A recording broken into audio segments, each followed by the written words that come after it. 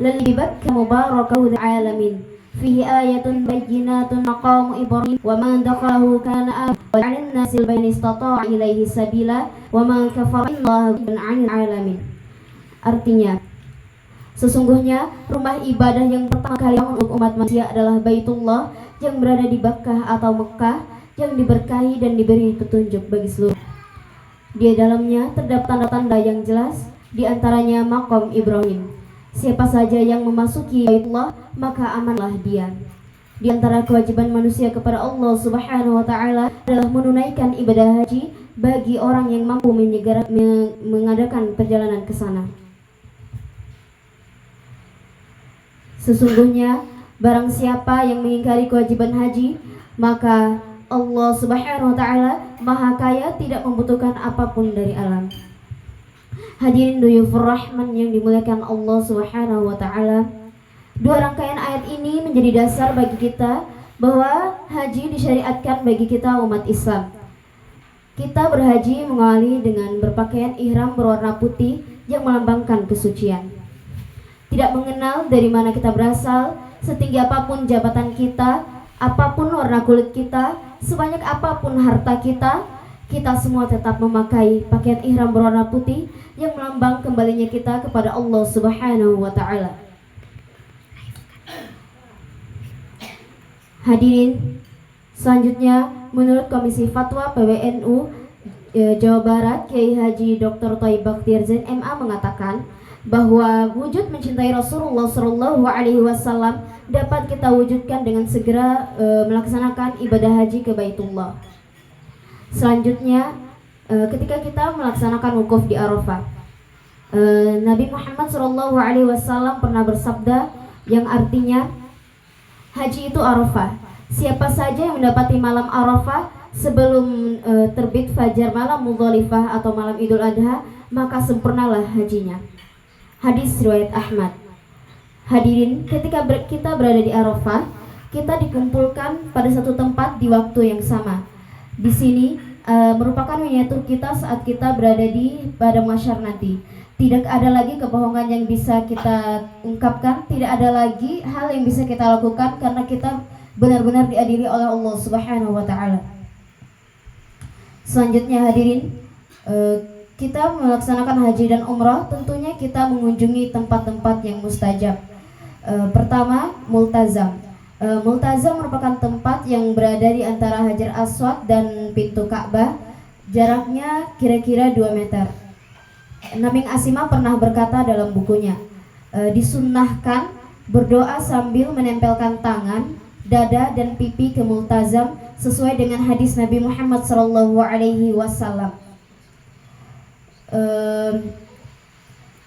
Ada 3 faktor yang menjadikan multazam sebagai tempat mustajab. Pertama, faktor Nabi Ibrahim alaihissalam. Yang kedua, faktor Hajar Aswad. Dan yang ketiga, faktor jutaan jemaah haji yang bertawaf mengelilingi Ka'bah. Yang kedua adalah Hijr Ismail. Hijr Ismail adalah tempat yang dibangun oleh Nabi Ibrahim alaihissalam untuk berteduh ketika Nabi Ibrahim alaihissalam membangun Ka'bah. Tempatnya berada di utara sebelah Ka'bah. Tempat ini adalah tempat yang mustajab dan kita disunahkan untuk melaksanakan sholat di sana. Yang ketiga adalah rukun Yamani. Ketika berada di rukun Yamani, kita dianjurkan untuk mengusapnya. Diriwayatkan dari hadis dari Abdullah bin Ubaid bin Umari radhiyallahu anhu, dari ayahnya diberkata, bahwa sesungguhnya Ibnu Umar pernah berdesak-desakan untuk berebut ke dua rukun, yaitu Hajar Aswad dan rukun Yamani. Tidak pernah aku melihat seseorang pun yang berdesak-desakan seperti itu.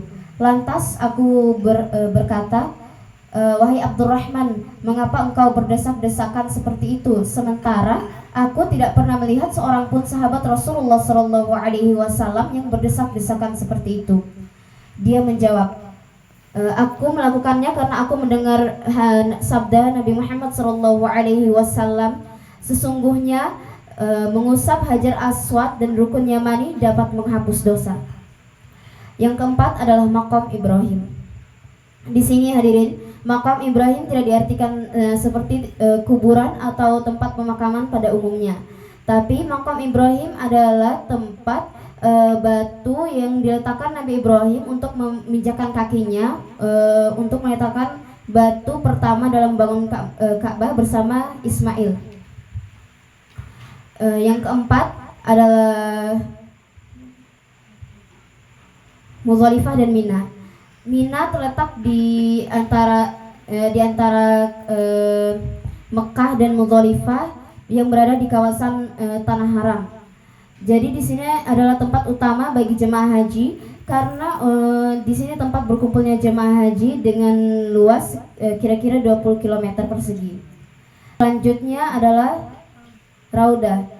Nabi Muhammad SAW pernah menyebutkan bahwa Raudah adalah taman surga.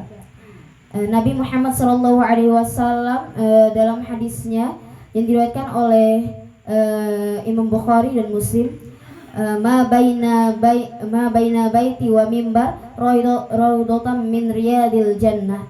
Artinya, di antara mimbarku dan rumahku terdapat taman surga di antara taman surga. Yang ketujuh hadirin adalah Ka'bah.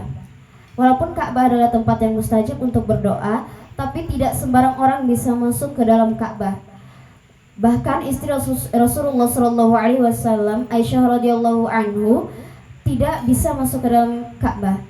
Dalam hadisnya yang diriwayatkan oleh Aisyah, yang diriwayatkan oleh Abu Daud dari Aisyah radhiyallahu anha, dia berkata, saya dahulu ingin memasuki Baitullah dan sholat di dalamnya. Maka Rasulullah SAW menggandeng tanganku dan membawaku ke dalam hijir.